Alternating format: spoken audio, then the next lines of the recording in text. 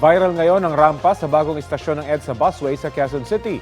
Masyado raw kasing matarik ang wheelchair ramp para sa mga PWD. Balitang hatid ni Jonathan Andal.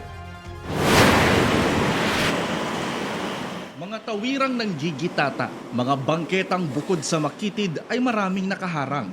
Ilan lang sa mga problemang itinatawid sa mga lansangan sa Metro Manila, pahirap lalo sa persons with disability.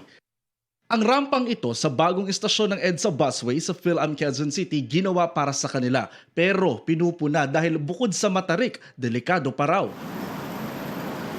Pinuntahan namin ang istasyon kasama si Nelson, isang wheelchair user ng grupong Safe Haven.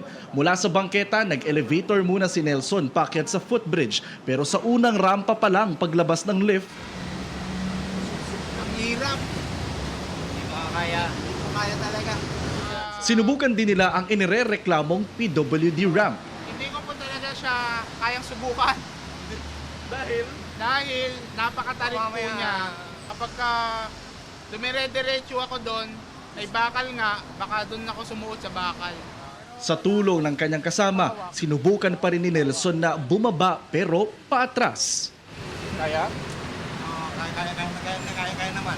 Kinailangan pa ni Nelson na humawak sa railings para tulungan ng kasama na putol naman ang isang kamay. Mahirap talaga. Hindi siya kaya talaga kahit na professional na gumagamit ka pa ng wheelchair. Talagang madulas, matarik, hindi siya standard talaga. Yung sir na nag-assist, nahirapan ba kayo? Medyo mahirap talaga medyo. Ipinakita namin ng rampa kay Architect Armand Eustaquio, isa sa bumalangkas ng unang amyenda ng IRR o Implementing Rules and Regulations ng Batas Pambansa bilang 344 o ang Accessibility Law. Alinsunod sa batas, dapat nasa 4.8 degrees lang ang incline ng mga PWD ramp. Pero nang sukatin niya ito gamit ang inclinometer, 14.15! So sobrang laki ng difference. 10 degrees steeper. 10 degrees steeper than 1 and 12. Sabihin matarik po. Matarik talaga.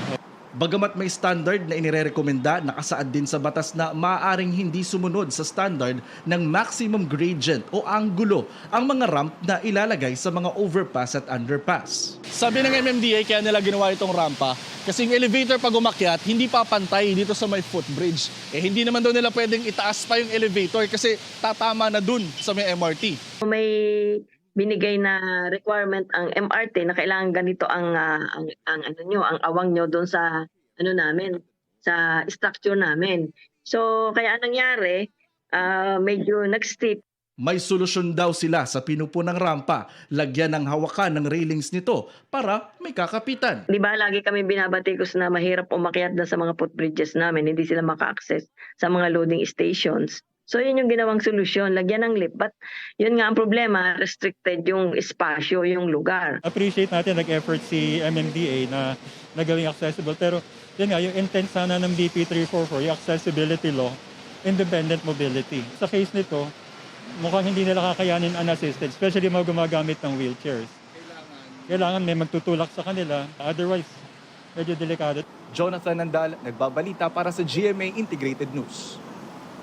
Kapuso, alamin ang maiinit na balita. Bisitahin at mag-subscribe sa GMA Integrated News sa YouTube. Sa mga kapuso abroad, samahan nyo kami sa GMA Pinoy TV at sa www.gmanews.tv.